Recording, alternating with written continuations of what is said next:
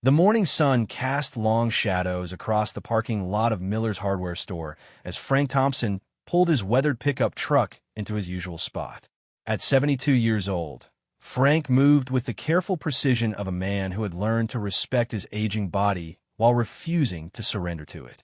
His gray beard was neatly trimmed, his flannel shirt pressed, and his work boots polished despite their obvious age. 3 tours in Vietnam had taught him that appearance mattered, even when nobody seemed to be looking. Frank had been shopping at Miller's for nearly 15 years, ever since he moved to the small town of Cedar Falls after retiring from his job at the county maintenance department. The hardware store was more than just a place to buy screws and paintbrushes. It was where old-timers gathered to discuss the weather, share stories about grandchildren, and debate the merits of different fishing lures.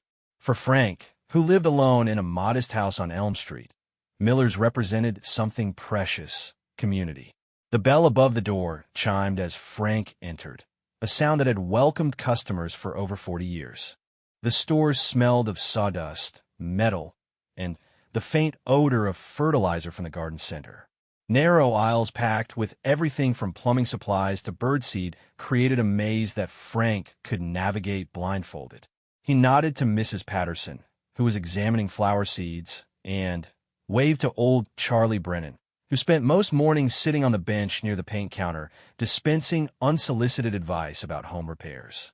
Behind the main counter stood Derek Miller, the owner's son, a man in his early 30s with slick-back hair and an expensive watch that seemed out of place in the humble surroundings. Derek had gradually taken over more responsibilities as his father's health declined, and Frank had noticed changes in the store's atmosphere. The friendly, laid-back environment was slowly being replaced by something more cold and businesslike. "Morning, Derek," Frank called out, approaching the counter with his short shopping list. He needed a new garden hose, some wood stain for his back deck, and a replacement part for his ancient lawnmower. Derek looked up from his computer screen with obvious irritation. "We're busy this morning, Mr. Thompson. What do you need?" Frank was taken aback by the brusque tone, but maintained his pleasant demeanor. "Just a few items. Nothing fancy. I wrote them down here." He placed the handwritten list on the counter. Derek glanced at the list without picking it up. "Garden hose is in aisle 4. Wood stain is in aisle 7. I don't know if we have lawnmower parts for something as old as yours." The dismissive attitude stung, but Frank had dealt with difficult people before. "I understand. Mind if I take a look around? Maybe I can find something that'll work." "Whatever," Derek muttered, returning his attention to the computer screen. Frank spent the next hour methodically searching the store. He found a decent garden hose, though it was more expensive than he had hoped. The wood stain selection was limited, but he located a color that would work for his deck project. The lawnmower part proved elusive, but he discovered a universal replacement that might do the job with some modification. As he gathered his items, Frank noticed Derek watching him with obvious annoyance. Other customers came and went, receiving polite, if not warm, service. But Frank felt the weight of Derek's hostile stare following him through the aisles. He couldn't understand what he had done to earn such treatment. When Frank approached the counter to pay, Derek sighed heavily and began scanning items without making eye contact. The total came to $67.34, which Frank paid with carefully counted bills and exact change. His fixed income meant every dollar mattered, and he had learned to budget precisely. "Your receipt," Derek said, practically throwing the paper across the counter. Frank picked up his purchases and receipt. "Thank you. Have a good day." Derek didn't respond. As Frank loaded his truck, he reflected on the unpleasant encounter. Derek had always been somewhat aloof, but today's behavior seemed particularly hostile. Frank wondered if he had somehow offended the younger man, or if Derek was simply having a bad day. Either way, Frank decided to give him the benefit of the doubt. Everyone deserved a second chance. 2 weeks later, Frank returned to Miller's needing supplies for a plumbing repair. The same bell chimed his arrival, but this time Derek looked up with unmistakable hostility. "You again," Derek said without preamble. Frank paused, confused. "Excuse me. I said you again. What do you want this time?" Frank felt his face redden, but kept his voice steady. I need a pipe fitting and some plumber's tape. There's a small leak under my kitchen sink. Derek made an exaggerated show of checking his watch. We close in 3 hours. Make it quick. Frank found the items he needed and returned to the counter. As Derek rang up the purchase, he spoke without looking up. You know, Mr. Thompson, there are other hardware stores in the area. Maybe you should try one of them. The words hit Frank like a physical blow. I am sorry. Did I do something wrong? Derek finally made eye contact, his expression cold and calculating. Look, old man, I'm trying to run a business here. You come in, take up my time, browse for hours, and buy the cheapest stuff possible. It's not worth my effort. Frank felt his military training kick in, the discipline that had kept him alive in hostile territory. He straightened his shoulders and met Derek's gaze directly. Young man, I've been shopping here for 15 years. I pay for everything I buy, I don't cause trouble, and I treat everyone with respect. I don't understand what your problem is with me. Derek leaned across the counter, his voice dropping to a harsh whisper. My problem is that you're bad for business. You and the other old-timers who come in here telling war stories and taking up space. This isn't a social club. It's a store. Maybe it's time you found somewhere else to hang around. The insult about war stories stung deeply. Frank's service in Vietnam was not something he discussed casually, and he had never shared his combat experiences with anyone at the store. Derek's assumption that Frank was some kind of attention-seeking veteran trading on his military service for sympathy was both wrong and offensive. I see, Frank said quietly. I'll finish my business and leave. Good idea, Derek replied, dropping Frank's change onto the counter rather than placing it in his hand. Frank collected his items and change with dignity intact, though inside he felt humiliated and angry. As he walked toward the door, he could hear Derek making snide comments to another employee about deadweight customers and old guys with nothing better to do. The drive home felt longer than usual. Frank's hands trembled slightly as he gripped the steering wheel, and he recognized the signs of stress that he had learned to manage decades ago. He had faced enemy fire, lost friends in combat, and endured the challenges of readjusting to civilian life, but Derek's casual cruelty had shaken him in an unexpected way. At home, Frank sat in his kitchen and stared at the plumbing supplies. The leak under his sink seemed less important now than the larger problem he faced. Miller's Hardware had been one of his few regular social outlets. The store represented connection to his community, a place where he felt welcome and valued. Derek's hostility had transformed what should have been a simple errand into a humiliating experience. Frank had never been the type to back down from a challenge, but he also wasn't interested in creating conflict where none needed to exist. He could shop at the big box store 20 miles away or order supplies online, but that would mean accepting defeat and isolation. The thought of giving Derek that satisfaction rankled. Over the next few days, Frank found himself replaying the encounter repeatedly. He wondered if Derek's attitude reflected a broader sentiment in the town. Were other business owners similarly resentful of older customers who weren't big spenders? Had Frank become the kind of person he never wanted to be, a burden, an inconvenience, someone to be tolerated rather than welcomed? The questions troubled him, but they also strengthened his resolve. Frank Thompson had not survived 3 combat tours and 40 years of civilian challenges by giving up when faced with adversity. If Derek Miller wanted to test him, Frank was prepared for that test. He began planning his next visit to Miller's Hardware with the same careful attention to detail that had served him well in the military. This time, he would be prepared for whatever Derek threw at him. Frank didn't seek confrontation, but he wouldn't run from it either. As he sat on his back porch that evening, watching the sun set over the small town he had called home for 15 years, Frank made a decision. He would return to Miller's Hardware, not to prove anything to Derek, but to maintain his dignity and his right to be treated with basic human respect. Whatever happened next, Frank would face it with the same courage that had carried him through much darker times. The old veteran didn't know that his next visit to Miller's would trigger a chain of events that would change everything. He couldn't have imagined that his quiet dignity in the face of disrespect would soon attract the attention of some very special people. All Frank knew was that he wouldn't be intimidated by a rude young man who had apparently forgotten that respect and kindness were the foundations of any decent community. The stage was set for a confrontation that would reveal the true character of everyone involved. 3 days after his humiliating encounter with Derek Miller, Frank Thompson received an unexpected phone call. The voice on the other end was crisp and professional, belonging to a young woman from the Veterans Affairs office in the county seat. "Mr. Thompson, this is Sarah Mitchell from the VA. We're organizing a community outreach event next week, and we'd like to invite local veterans to participate. Would you be interested in attending?" Frank was surprised by the invitation. He had kept his military service private for most of his civilian life, sharing details only when absolutely necessary for benefits or medical care. "What kind of event?" he asked. "We're bringing together veterans from different generations to discuss their experiences and the services available to them. There will be representatives from various veteran support organizations, and we're hoping to build stronger connections in the community." The timing seemed appropriate. Frank's recent experiences had left him feeling isolated and disconnected from his neighbors. Perhaps meeting other veterans would provide perspective and remind him that he wasn't alone in facing the challenges of aging and civilian life.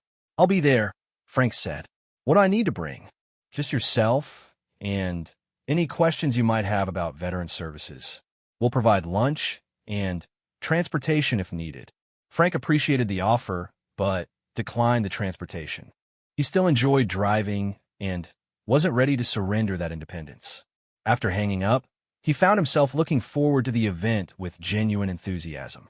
It had been years since he had spent time with other veterans, and the prospect of sharing experiences with men and women who understood the unique challenges of military service was appealing. The day before the VA event, Frank decided he needed a few items from Miller's Hardware to complete the deck staining project he had started.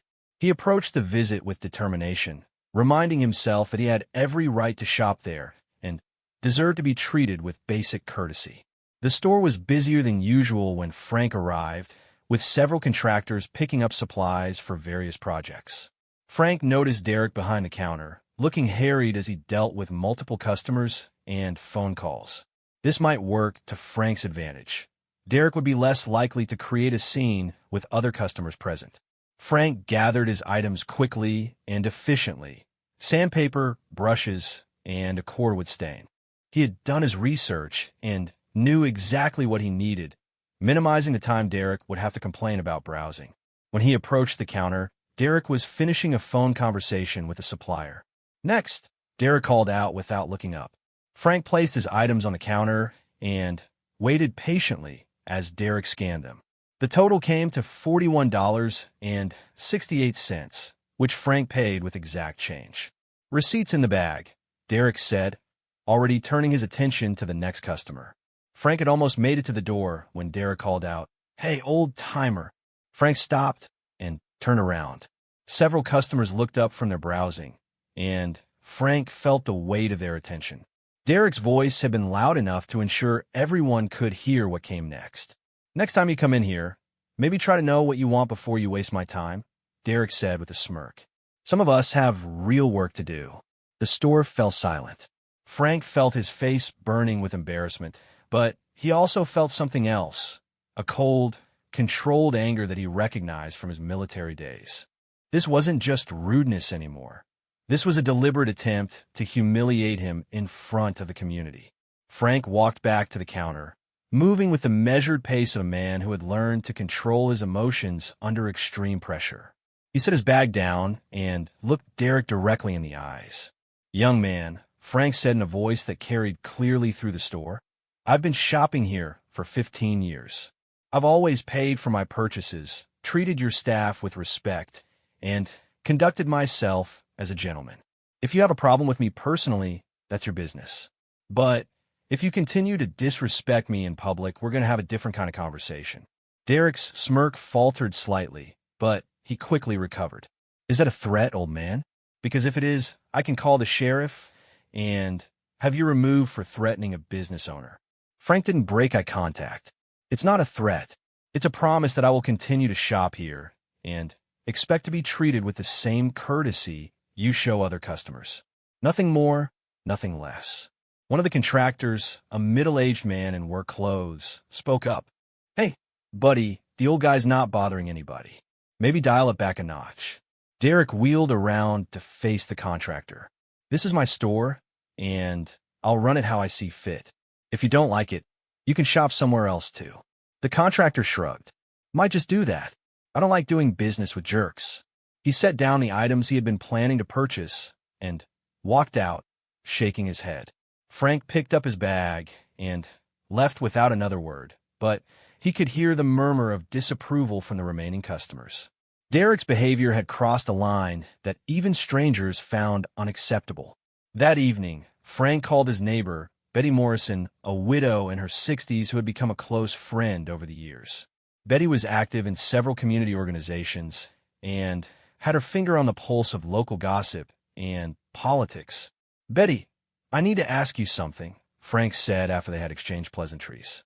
"Have you heard anything about Derek Miller having problems with older customers?" Betty was quiet for a moment. "Funny you should ask. Margaret Peterson mentioned something similar last week. Said Derek was rude to her when she was looking for plant fertilizer. And I heard from Carol at the post office that he's been trying to discourage the old-timers from hanging around the store." Frank felt a mixture of relief and anger. Relief because he wasn't imagining the problem or being overly sensitive, and anger because Derek's behavior was apparently part of a pattern. "Why would he do that?" Frank asked. "Those folks have been loyal customers for decades. Word is he wants to modernize the store, attract younger customers with more money to spend," Betty explained. "He thinks the old-timers are bad for his image." Frank thanked Betty for the information and spent the rest of the evening thinking about Derek's motivations. The young man was apparently trying to transform Miller's Hardware from a community gathering place into something more profitable and exclusive. Frank understood the business logic, but he found the methods despicable. The next morning, Frank attended the VA event at the community center. The gathering was smaller than he had expected, with about 20 veterans ranging in age from their 30s to their 80s. Frank found himself seated at a table with 3 other men: Robert Shun, a Navy veteran who had served in the Gulf War; Marcus Williams, an Army veteran from Iraq and Afghanistan; and Joseph Kowalski, a Marine who had fought in Korea. The conversation started formally, with each man introducing himself and providing basic information about his service. But as the morning progressed and lunch was served, the discussion became more personal and meaningful. "The hardest part for me," Robert said, "was coming home and trying to explain what I'd been through to people who had no reference point for understanding it." Marcus nodded in agreement. "Civilians mean well, but they ask questions like, 'Did you kill anybody?' Or 'Was it scary?' They want simple answers to complicated experiences." Frank found himself opening up in ways he hadn't for years. "I never talked much about Vietnam when I came home.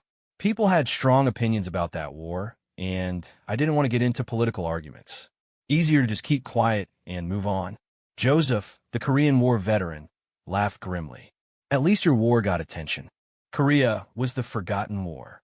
Nobody wanted to hear about it then, and they still don't now."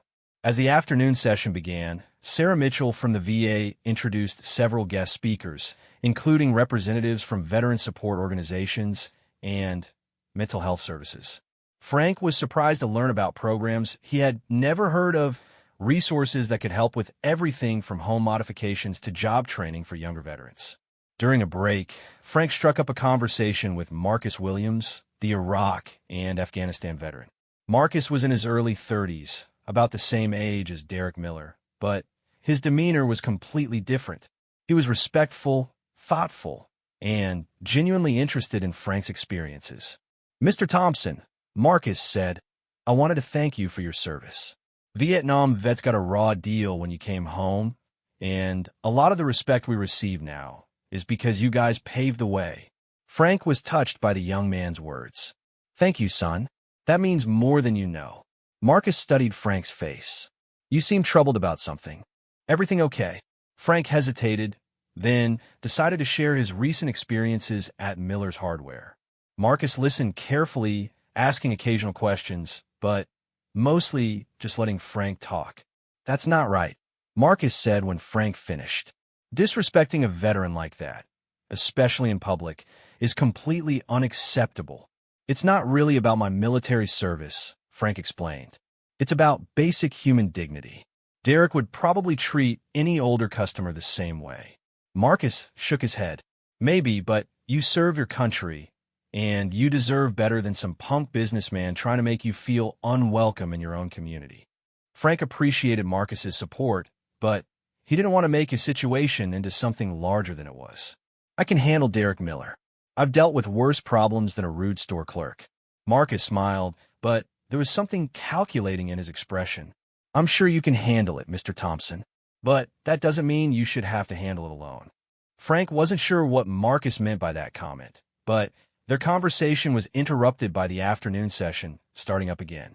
The rest of the day was spent learning about veteran services and networking with other participants.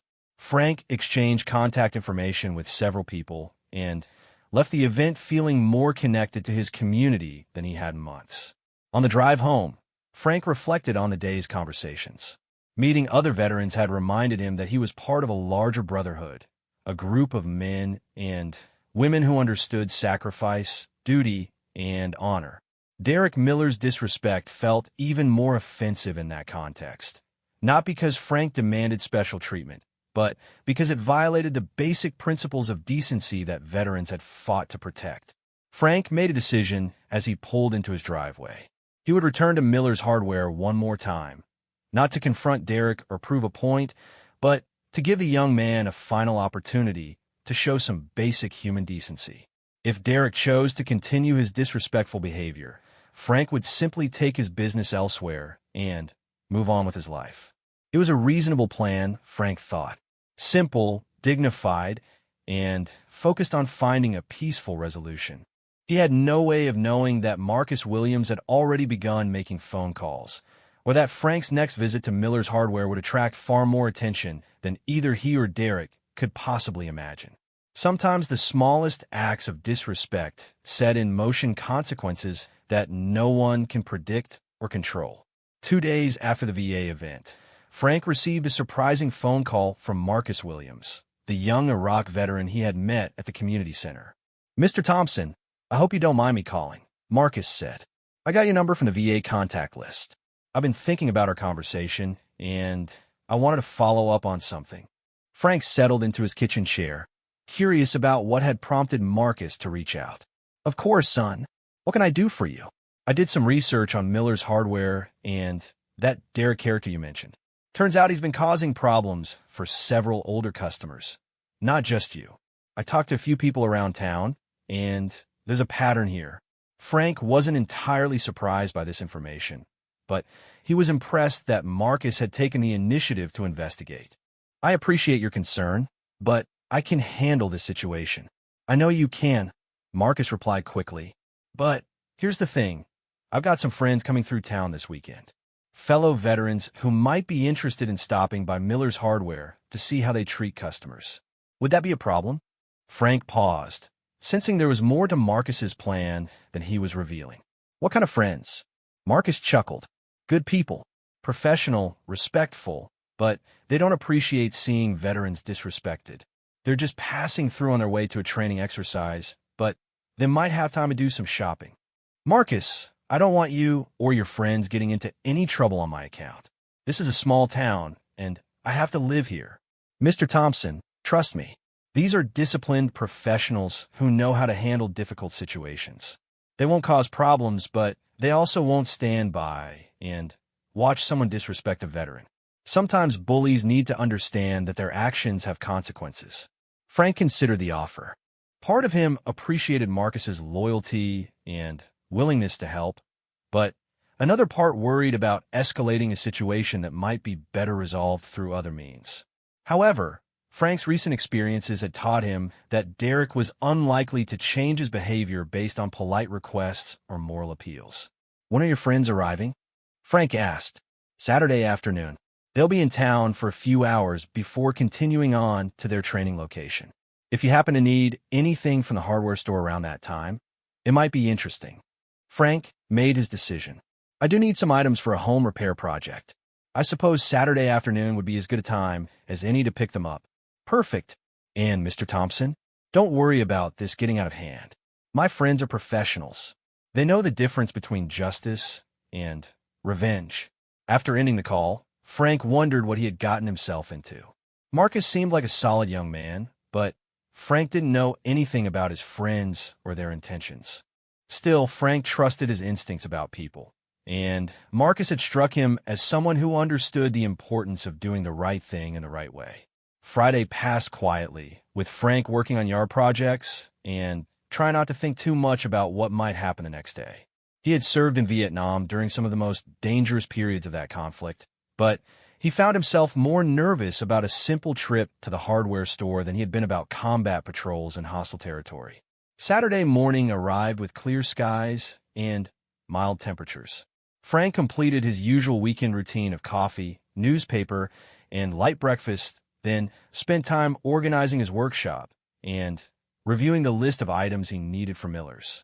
He wanted everything to appear normal and routine, regardless of what else might happen. Around noon, Frank began noticing unusual activity in town. Several military-style vehicles had appeared in the parking areas near the town center, and he observed groups of fit, professional-looking men in civilian clothes moving through the area. They weren't being secretive about their presence, but they weren't drawing unnecessary attention either. Frank's phone rang at 1:30 in the afternoon. Mr. Thompson, this is Marcus. My friends have arrived, and they're eager to see the local hardware store. Are you ready for that shopping trip? Frank took a deep breath. I suppose it's time. I'll head over there now. Great.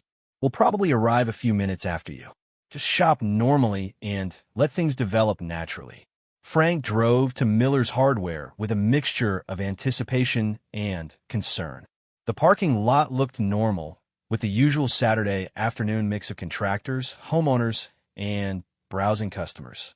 Frank parked in his regular spot and walked toward the store entrance, noting that Derek's expensive car was in its designated space near the building. The bell chimed as Frank entered, and he immediately noticed Derek behind the counter, looking bored and slightly irritated as he processed returns from a customer. Frank nodded politely and began gathering his items: electrical wire, outlet covers, and a new circuit breaker for his garage workshop. Frank was examining circuit breakers when he heard the store's bell chime several times in quick succession. He looked up to see 6 men entering the store together. They were all in their 20s and 30s, dressed casually, but with an unmistakable military bearing. Their clothes were neat, their haircuts precise, and they moved with the confident, alert manner of people accustomed to operating in challenging environments. Derek looked up from the counter as the group spread out through the store, each man moving toward different sections. Frank recognized Marcus among them, but the others were strangers. They weren't particularly large or intimidating individually, but as a group, they commanded attention and respect. Frank continued his shopping, but he couldn't help watching the interaction between Derek and his new customers. The first man approached the counter with questions about heavy-duty rope, speaking politely and professionally. Derek answered the questions correctly, but with obvious reluctance, as if dealing with customers was beneath his dignity. The second man needed information about waterproof storage containers. Derek provided minimal help, directing him toward the appropriate aisle without offering to assist further. Frank noticed that Derek seemed nervous around these new customers, perhaps sensing that they were different from his usual clientele. When the third man approached with questions about tactical flashlights, Derek's demeanor shifted noticeably. "We don't carry military-grade equipment here," Derek said dismissively. "This is a civilian hardware store, not an army surplus shop." The customer, a compact man with alert eyes and controlled movements, smiled politely. "I understand. I'm just looking for a reliable flashlight for camping. Do you have any recommendations?" Derek shrugged. "Flashlights are in aisle 5. Find something yourself. Frank watched as the customer's expression hardened slightly, but he maintained his professional demeanor and walked toward the flashlight display. Frank continued gathering his items, but he could sense tension building in the store. Marcus approached Frank near the electrical supplies. "Finding everything you need, Mr. Thompson?" "Yes, thank you. Your friends seem like good men." "They are. Professionals who take pride in their work and expect to be treated with basic respect." Marcus's voice carried clearly through the store, and Frank noticed Derek looking in their direction. Frank made his way to the counter with his purchases. Derek began scanning items with obvious impatience, muttering under his breath about the store being too crowded. Frank paid for his items and collected his receipt, but instead of leaving immediately, he stood to one side to see how Derek would handle the other customers. The first of Marcus's friends approached the counter with his rope purchase. Derek scanned the item and quoted the price in a flat, unwelcoming tone. The customer paid without comment and left with a polite thank you that Derek didn't acknowledge. The second customer received similar treatment, but when the third man, the one who had asked about flashlights, approached the counter, Derek's hostility became more obvious. "Find what you were looking for?" Derek asked sarcastically. "I did. Thank you," the customer replied, placing a high-quality flashlight on the counter. Derek scanned the item and quoted a price that Frank knew was incorrect, about $15 higher than the marked price. Frank started to speak up, but the customer beat him to it. "I think there might be an error in your pricing," the customer said calmly. "The shelf tag showed a different amount." Derek glared at him. "The register is right. That's the price." The customer didn't argue, but he made direct eye contact with Derek as he paid the inflated amount. "I see. Thank you for clarifying your pricing policy."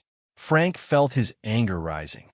Derek's behavior had crossed the line from rudeness into fraud, and he was apparently testing to see if these military-looking customers would challenge him. The customer's restrained response suggested discipline and professionalism that Derek was too arrogant to recognize. Marcus and two other men approached the counter together. Derek's nervousness increased as he faced the group, but his arrogance overrode his caution. "Let me guess," Derek said with a sneer. "More camping supplies for the weekend warriors?" Marcus placed a measuring tape on the counter and smiled pleasantly. "Actually, we're professional soldiers. Navy SEALs, to be exact. We're passing through town on our way to a training exercise." Derek's expression shifted as the implications of Marcus's words sank in. Frank had wondered about the specific military backgrounds of Marcus's friends, and now he understood why Derek seemed so nervous. Navy SEALs were among the most elite and respected special operations forces in the world. "SEALs," Derek repeated, his voice slightly higher than normal. "That's right," said one of the other men, a tall, lean individual with calm eyes and a quiet voice. "We heard this was a good place to pick up supplies, and we wanted to support local businesses." Derek scanned Marcus's measuring tape with shaking hands. Frank could see sweat forming on the young man's forehead as he struggled to maintain his composure. The reality of the situation was apparently dawning on him. He had been rude and dishonest to some of the most elite warriors in the American military. "$24.50, Derek mumbled, not meeting anyone's eyes. Marcus paid and collected his receipt, but instead of leaving, he remained at the counter. "You know, we've been hearing interesting things about this store. Some folks in town mentioned that you have strong opinions about veterans." Derek's face went pale. "I don't know what you mean." "Really?" Marcus asked, his tone remaining friendly but with an edge of steel. "Because we heard you've been disrespecting older veterans, making them feel unwelcome in their own community. We thought that couldn't possibly be true." Derek looked around the store desperately, as if seeking an escape route. Frank noticed that other customers had stopped their shopping to watch the confrontation, and several were recording with their phones. "I treat all customers the same," Derek said weakly.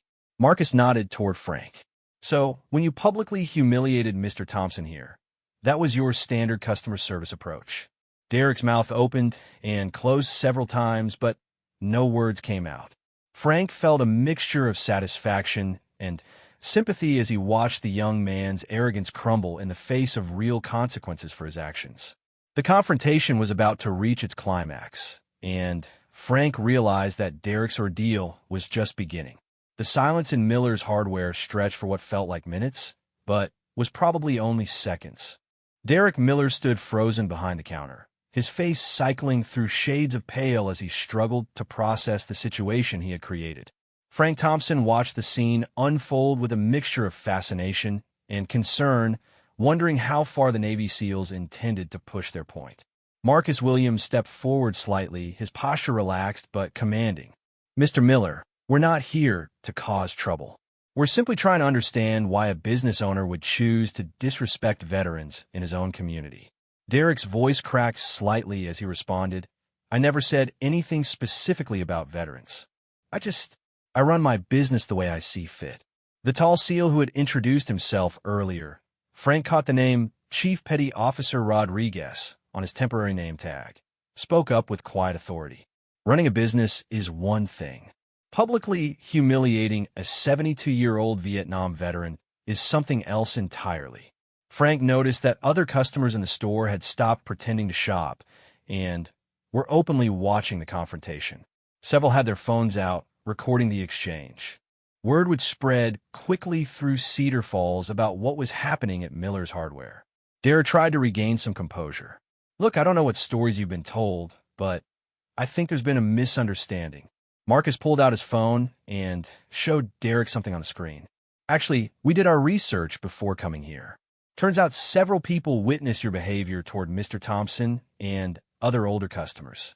Some of them were kind enough to share their observations with us." Frank realized that Marcus and his team had been far more thorough in their preparation than he had imagined. They hadn't just decided to drop by the hardware store. They had gathered intelligence and planned their approach carefully. Derek's hands were visibly shaking now. "What do you want from me?" Rodriguez spoke again, his voice remaining calm and professional. "We want you to understand that every veteran in this store, whether he's 72 or 32, served this country and deserves your respect. Not special treatment, just basic human decency. And we want you to understand," added another SEAL, this one with the bearing of a senior non-commissioned officer, "that disrespecting veterans has consequences. Maybe not legal consequences, but social and business consequences." Derek looked around the store desperately. Frank counted at least a dozen customers who had witnessed the exchange and several contractors who regularly did business with Miller's Hardware. Derek's reputation in the community was being damaged in real time, and there was no way to undo the process. "I'm sorry," Derek said weakly. "If I offended anyone, I apologize." Marcus shook his head. "That's not really an apology, is it? You're saying if you offended someone, not that you know you acted wrongly. And you're not addressing it to the person you actually wronged." Frank found himself feeling somewhat sorry for Derek, despite everything the young man had put him through. This level of public humiliation was harsh, even if it was deserved. Frank stepped forward, drawing everyone's attention. "Gentlemen, I appreciate what you're doing here, but I think the point has been made," Frank said quietly. Rodriguez turned to Frank with obvious respect. "Sir, with all due respect, we don't think the point has been made until Mr. Miller demonstrates that he understands what he did wrong and commits to changing his behavior." Frank nodded thoughtfully. "I understand your position, Chief, but I've got to live in this community long after you men move on to your training exercise. I'm more interested in finding a way forward than in punishing past mistakes." The wisdom in Frank's words was evident, and Frank could see the SEALs exchanging glances. These were professional warriors, not vigilantes, and they recognized legitimate leadership when they saw it. Marcus addressed Derek directly. "Mr. Miller, Mr. Thompson is showing you more grace than you've shown him. What do you think would be an appropriate response?" Derek swallowed hard and looked directly at Frank for the first time since the confrontation began. "Mr. Thompson, I owe you an apology. I was disrespectful to you on multiple occasions, and I was wrong. I am sorry." Frank studied Derek's face, looking for signs of sincerity. The apology seemed genuine, prompted by fear perhaps, but genuine nonetheless. "I accept your apology, Derek, but I need to know this won't happen again, not just to me, but to other customers who deserve better treatment. Derek nodded rapidly. It won't happen again. You have my word. Rodriguez wasn't satisfied. Mr. Miller, words are easy. What concrete steps are you going to take to ensure this behavior changes? Derek looked confused. I'm not sure what you mean. He means, Marcus explained, what are you going to do differently tomorrow and next week and next month? How will you demonstrate that this apology is more than just words spoken under pressure? Derek thought for a moment, clearly struggling to understand what was expected of him. I could make sure all customers are treated with respect. The answer was weak and vague, and Frank could see that the SEALs were losing patience with Derek's inability to grasp the seriousness of the situation. Frank decided to intervene before the confrontation escalated further. Derek, Frank said, let me make a suggestion.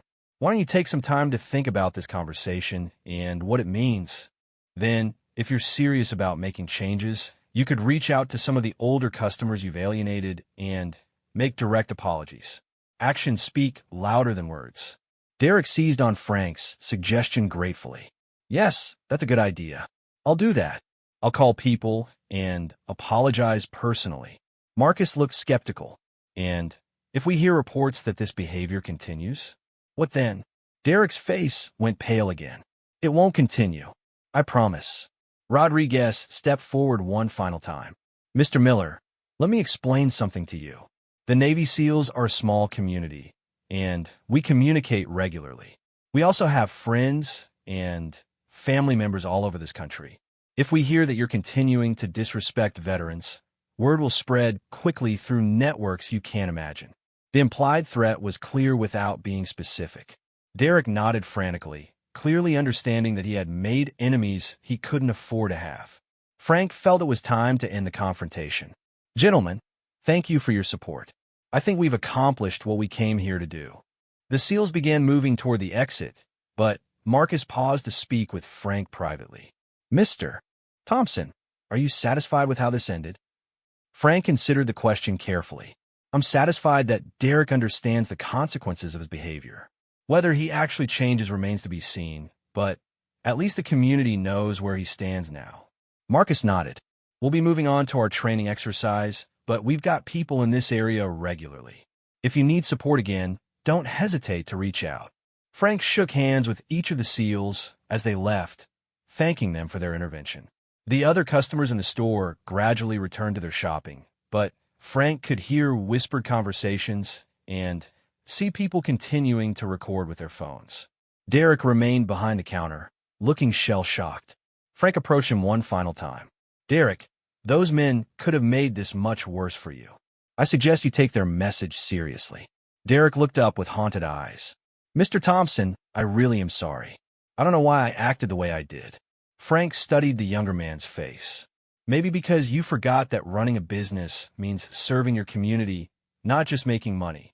This store has been part of Cedar Falls for 40 years because your father understood that principle. Derek nodded slowly. My father always said the customers were what made the business successful. Your father was right. People remember how they're treated, Derek. They also remember how you treat others, especially people who can't fight back. Frank picked up his bag of purchases and headed toward the door. I'll be back next week for some gardening supplies.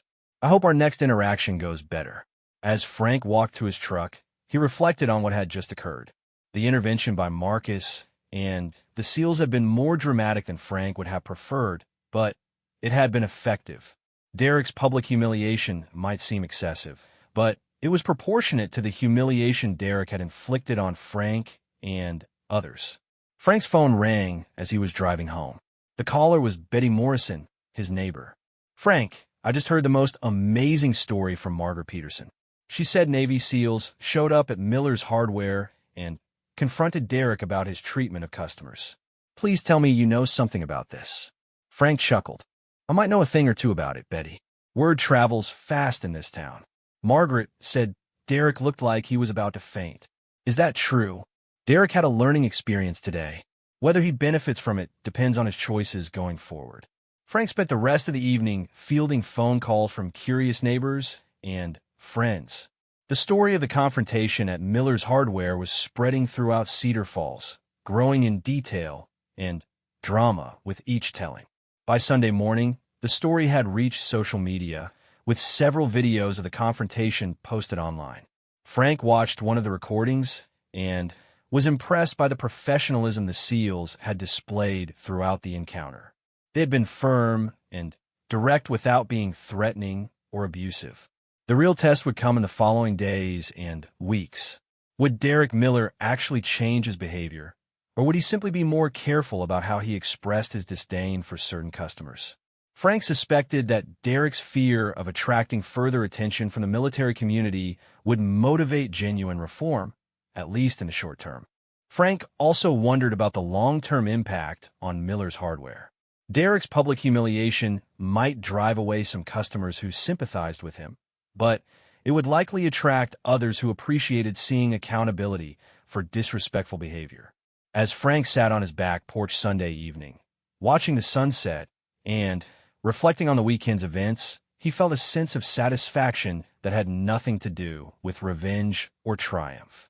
The confrontation at Miller's Hardware had been about more than one rude store owner.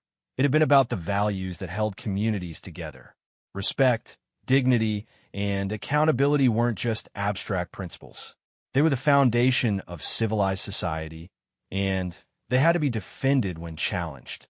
Frank had learned that lesson in Vietnam, and Marcus Williams and his fellow SEALs had reinforced it in a small hardware store in Cedar Falls.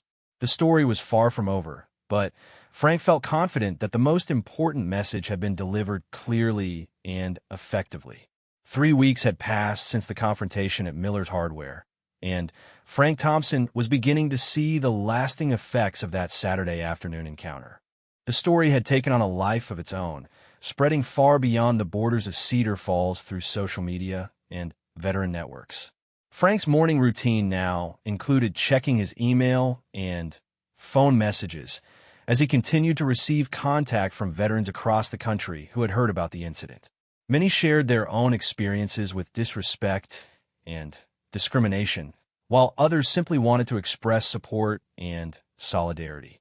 One particularly touching message came from a young Marine veteran named Jennifer Garcia, who wrote, "Mr. Thompson, your dignity in handling that situation inspired me to stand up for myself when my boss was treating me poorly because of my PTSD. Thank you for showing that we don't have to accept disrespect just because we're veterans." Frank had never imagined that his personal confrontation with Derek Miller would resonate with so many people, but the response had taught him something important about the challenges facing veterans in civilian society. Disrespect and discrimination were more common than he had realized, and many veterans have been suffering in silence rather than speaking up for themselves. On a Tuesday morning, Frank decided it was time to test whether Derek Miller's transformation was genuine. He needed supplies for a bathroom repair project, and Miller's Hardware carried exactly what he required. More importantly, Frank wanted to know if Derek's apology had been motivated by fear alone or by actual understanding of his wrongdoing. The store looked different when Frank arrived. A new sign by the entrance read, "Miller's Hardware, proudly serving our community since 1983. The interior had been rearranged slightly, with better lighting and clearer price displays. Most notably, several small American flags have been placed throughout the store, and "We support our veterans" banner hung behind the main counter. Derek was working with a customer when Frank entered, and Frank was impressed by the younger man's attentiveness and helpfulness. Derek answered questions patiently, offered suggestions for alternative products when the customer's first choice wasn't available, and even walked around the counter to show the customer exactly where to find additional items. When Derek saw Frank, his expression showed a mixture of nervousness and determination. "Good morning, Mr. Thompson. How can I help you today?" Frank handed Derek his shopping list. "I need these items for a bathroom repair. Nothing too complicated." Derek studied the list carefully. "I can help you find all of these. The toilet repair kit is in aisle 3, and I think we have a better quality version that's only a few dollars more. Would you like me to show you the options?" Frank was pleasantly surprised by Derek's professional demeanor and genuine desire to be helpful. That would be very helpful. Thank you. Derek led Frank through the store, explaining the differences between various products and making honest recommendations based on Frank's specific needs. His knowledge was impressive, and his attitude was completely transformed from their previous encounters. As they gathered items, Derek spoke quietly. Mr. Thompson, I owe you more than an apology. I've been doing a lot of thinking since that Saturday, and I realized I had lost sight of what this business is supposed to be about. Frank paused in his examination of pipe fittings. What do you mean? Derek gestured around the store. My father built this place to serve the community. He always said that hardware stores were about more than selling tools and supplies. They were about helping neighbors solve problems and bringing people together. Frank nodded approvingly. Your father was a wise man. I remember when he first opened this store. He made everyone feel welcome. That's exactly what I had forgotten, Derek continued. I got so focused on profit margins and efficient transactions that I forgot about the human element. I turned customers into obstacles instead of treating them as neighbors. They continued shopping as Derek explained the changes he had implemented since the confrontation. He had reached out personally to apologize to several older customers, including Margaret Peterson and Charlie Brennan. He had also instituted new customer service training for his employees, emphasizing respect and patience with all customers regardless of their age or spending habits. The hardest call was to Mrs. Patterson, Derek admitted. She told me I made her feel unwelcome in a store where she had shopped for 20 years. That really hit home. Frank was impressed by Derek's apparent sincerity, but he remained cautious. Words are important, Derek, but actions matter more. How do I know this change is permanent? Derek stopped walking and faced Frank directly. Honestly, you don't. I have to prove it through my behavior over time. But I can tell you that those Navy SEALs scared me in a way I needed to be scared. They made me realize that my actions had consequences beyond my immediate business interests. Frank appreciated Derek's honesty. What consequences? Well, for starters, I lost several regular customers who were disgusted by my behavior. The contractors who witnessed that Saturday have been talking, and some have started shopping elsewhere. My reputation in the community took a serious hit. Derek led Frank to the checkout counter, where Frank noticed a new addition, a small display of items specifically chosen for older customers, including easy grip tools, magnifying glasses, and ergonomic handles. But the business consequences weren't the worst part. Derek continued as he rang up Frank's purchases. The worst part was realizing that I had become someone I didn't respect. My father raised me to treat people with dignity, and I had abandoned those values for the sake of what I thought was business efficiency. Frank paid for his items and accepted his receipt. Derek, I appreciate your honesty and the changes you've made. But I have to ask, what happens when those Navy SEALs are long gone and this incident is forgotten? What keeps you from sliding back into old habits? Derek considered the question carefully. I've been thinking about that too. I've decided to implement some accountability measures. I've asked my employees to speak up if they see me treating customers disrespectfully. I've also joined the local Chamber of Commerce and committed to participating in community events. Frank was impressed by Derek's thoughtful approach to personal change. Those are good steps. What else? I've also reached out to the Veterans Affairs office to see if there are ways Miller's Hardware can support local veterans. They suggested we could offer discounts for disabled veterans and sponsor veteran-related community events. Frank smiled for the first time during their conversation. Now that sounds like something your father would have approved of. As Frank prepared to leave, Derek made one final comment. Mr. Thompson, I want you to know that I understand why those SEALs were so angry with me. I disrespected a man who served his country and deserved better treatment. I'm grateful that you and they gave me a chance to learn from my mistakes instead of just destroying my business. Frank paused at the door. Derek, those SEALs weren't angry. They were disappointed. There's a difference. Anger burns hot and fast. Disappointment motivates lasting change. Over the following weeks, Frank made several more trips to Miller's Hardware, each time observing Derek's interactions with various customers. The transformation appeared genuine and consistent. Derek was patient with elderly customers, helpful with inexperienced DIY enthusiasts, and professional with contractors who demanded efficient service. The real test came when Charlie Brennan, the elderly regular who spent most mornings on the bench near the paint counter, returned to the store for the first time since Derek's apology call. Frank happened to be shopping that day and watched as Derek approached Charlie with obvious nervousness. "Mr. Brennan, I'm glad you decided to come back. I hope you'll consider making this your regular spot again." Charlie, a man in his 80s with a reputation for direct speech, studied Derek carefully. "Young man, I've been coming to this store since before you were born. Your father never made me feel like I was taking up space or wasting his time." Derek nodded seriously. "You're absolutely right, and I'm sorry for making you feel unwelcome. This store needs customers like you, not just for business reasons, but because you're part of what makes this community special." Charlie sat down on his usual bench and looked around the store approvingly. "Well, I suppose everyone deserves a second chance.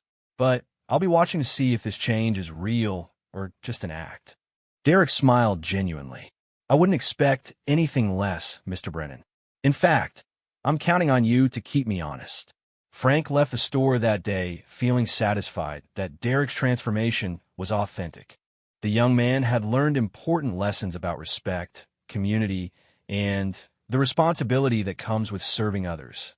A month later, Frank received another phone call from Marcus Williams, the Iraq veteran who had organized the SEAL intervention. "Mr. Thompson, I wanted to follow up on the situation at Miller's Hardware. We've heard through various channels that things have improved significantly. Is that accurate?" Frank confirmed that Derek's behavior had changed dramatically and appeared to be sustained rather than temporary. "He's become the kind of business owner his father would be proud of. It took a shock to his system, but the lesson seems to have stuck." Marcus sounded pleased. "That's exactly what we hoped would happen. Sometimes people need to understand that their actions affect others before they're motivated to change." Frank asked about Marcus and his fellow SEALs. "How did your training exercise go?" "Very well. Thank you for asking. And, Mr. Thompson, I wanted you to know that word of your situation has spread through veteran networks. You've become something of an inspiration to older veterans who have faced similar challenges." Frank was surprised by this news. "I'm not sure what I did that was inspirational. I just stood up for myself." "That's exactly the point," Marcus explained. "You maintained your dignity under pressure. You didn't seek revenge when you had the opportunity, and you focused on finding a constructive solution rather than just winning a fight.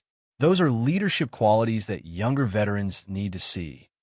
After ending the call, Frank reflected on the unexpected consequences of his confrontation with Derek Miller. What had started as a personal conflict had become a lesson in community values, veteran solidarity, and the power of principled leadership.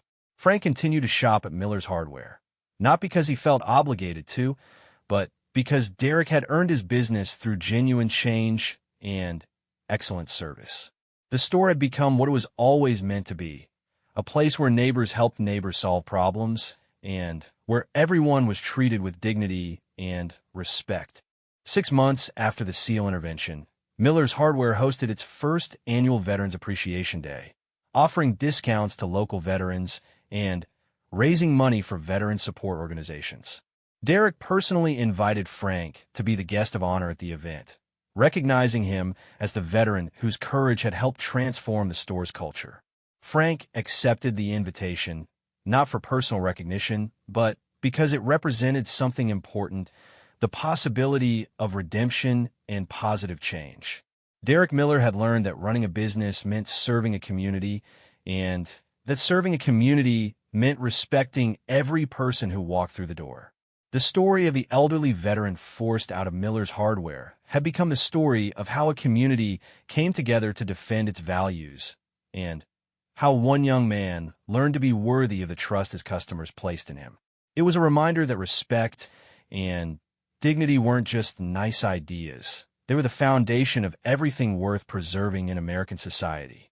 Frank Thompson had served his country in Vietnam, but his most important service might have been teaching a lesson about citizenship and community in a small hardware store in Cedar Falls. Sometimes the smallest battles determine the outcome of the largest wars, and The war for the soul of American communities is won or lost one interaction at a time.